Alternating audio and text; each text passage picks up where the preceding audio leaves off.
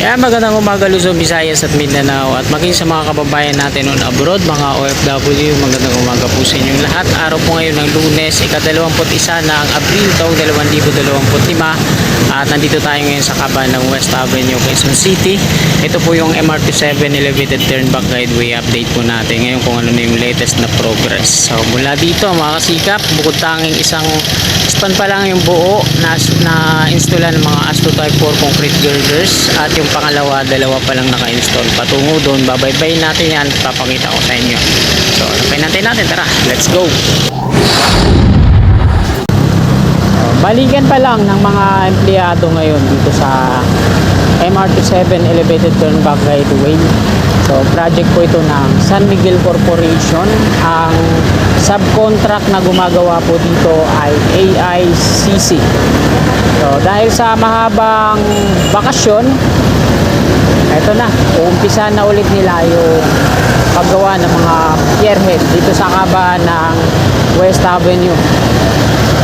So, ulitin ko lang, araw po ngayon ng Lunes, ika-21 na po ng Abril taong 2025 at ika-8 na po ng umaga ngayon.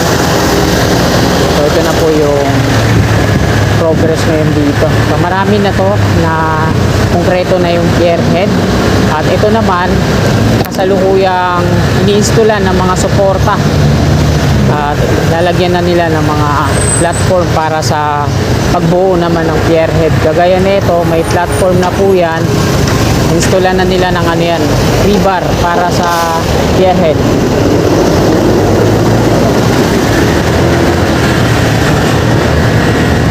Bali, babaybayin natin ito hanggang dito sa pinakadulo. Ang pinakadulo na ito dito sa may Examiner Street.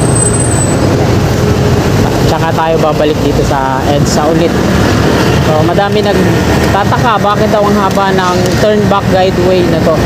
So, hindi lang naman siguro ito turnback guideway, baka kasama na dito yung extension, no? Kasi may nadidinig-dinig ako. So, totally wala naman akong ma-research na talagang ano. Alam nyo naman yung San Miguel Corporation, hindi yan basta-basta naglalabas ng mga article yung ano ba dito sa proyekto na gagawin nila.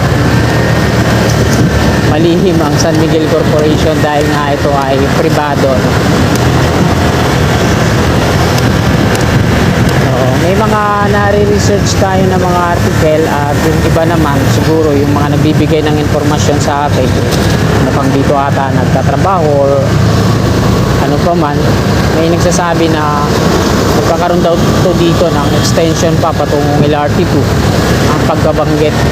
So kaya kung mapapansin natin mula dyan sa unahan sa may Examiner patungo dun sa Quezon Avenue, na road widening na po yan, kagaya po ng naunang ginawa nila dito sa bago sila mag-drill ang Western Main para sa pagtitirigan ng mga rebar cage. Ito yung natumba mga kasigap, konkreto na yan. Buti ang pagkatumba niya patungo lang dito, hindi siya papalagpag dito sa highway, diretso lang. So mamaya ikutan ulit natin, pakita ko sa inyo. So hindi naman ang pagkabanggit sa balita post, ibig sabihin poste na, konkreto na. So hindi basta-basta matutumba yun. Kaya mga kasika, patungo dun sa Quezon Avenue na ano na yan, na road widening na po yan at tapos na yan, no? Ang gumawa po niyan ay PJ Cruz. Kagaya ng nauna dito, bago sila magkaroon ng construction, Agaper naman yung nag road widening dito. So, ito ipakita ko sa inyo yung rebar cage na natumba. Ayan o, yung naunahan natin. Ayan po yan. Ang tumba niya patungo dito sa gitna lang. Pero ngayon konkreto na yan. Nung isinarado nila sa kaliwa at may concrete boom pump na nakapwesto dito, ayan yan, pinuporing nila. Tapos naging two-way to dito nung last update natin. Nagsasagawa sila na ang pagpuporing sa rebar cage na yun. Sabi kasi ng JMA, post, ibig sabihin konkreto na, poste na, no? Hindi basta-basta tutumba yan pag konkreto na.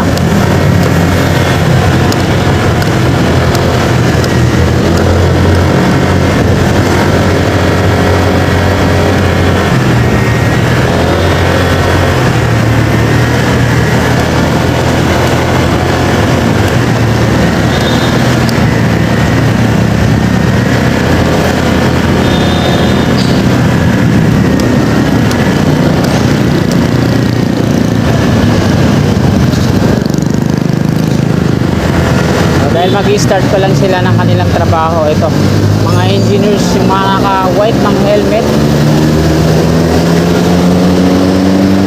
So shoutout po sa lahat ng mga workers na gumagawa po dito. Yan. Ingat po lagi. Lalo na dyan sa mga matataas na bahagi na yan. Huwag po natin kalimutan ano lagi ng harness para sa safety po natin.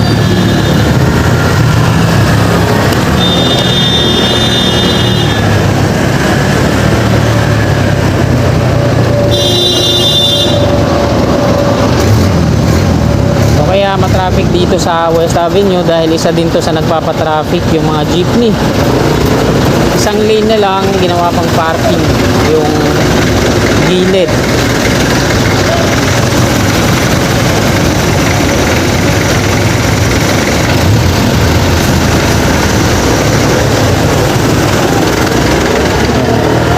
Pati dito ginawang parking. Tapos isa pa doon pag nagbababa sila ng pasahero dito na sa gitna. Kaya yung mga kasunod talagang abala, traffic. Ito yung mga double column dito. So tatlo to na magkakaparehas, no? Magkakapartner. Ito nakabalot pa ng gunny bag sa taas. So, gula-gulanit na yung gunny bag. So ang purpose po ng gunny bag na yan ay para ma-absorb yung mga tubig-tubig pa sa pier para mabilis mapatuyo. So nandito na tayo sa Paramount. Ito yung dalawang pier dito. So ang sasalo dito mga kababayan sa tawid konkreto na po yung coping beam niya. So balance cantilever yung gagawin dito kasi napakahaba ng distansya. Nandito na tayo sa may Unified Grand Central Common Station. So yung footbridge dito na ginagawa patungo dito sa Dream World Hotel. Tapos na.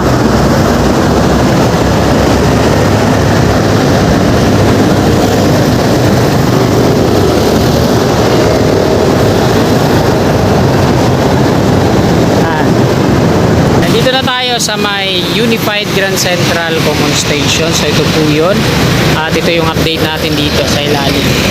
May mga nakatambak na buhangin dito at may isang bantay. So di natin alam kung kailan magkakaroon ulit na contractor dito. So ang dinig-dinig ko lang is DMCI daw yung magiging contractor dito gagawa. At sana gawin ng mabilis para diretso na yung LRT1 patungo dito. Mahirap kasi pag pasakay ka ng MRT, bababa ka ng Muñoz, sasakay ka ulit ng P2P patungo dito.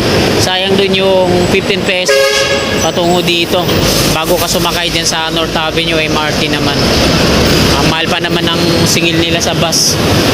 Kontakin nyo mula Balintawak hanggang Tramo Pasay 60. So mas maigi kung sasakay tayo sa MRT, LRT, mas makakatipid po tayo ng kalahati. Kagaya sa LRT1, Balintawak to Pasay, 35 pesos lang. So ayan mga kasikap, hanggang dito na lang po itong video na to. Marami pong salamat sa patuloy nyo suporta kay Kasikap Channel. At sana bago nyo lisanin itong video na to, baka pwede po ako maglambing ulit. Palike naman mga kasikap. At sa mga hindi pa nakakapag-subscribe at willing po kayo nagsubaybayan yung mga infra dito sa Metro Manila, sa daily update natin. Ayan, mag-subscribe na po kayo kay Kasikap Channel. Magandang umaga po. Lagi po tayong mag-iingat at God bless po sa ating lahat.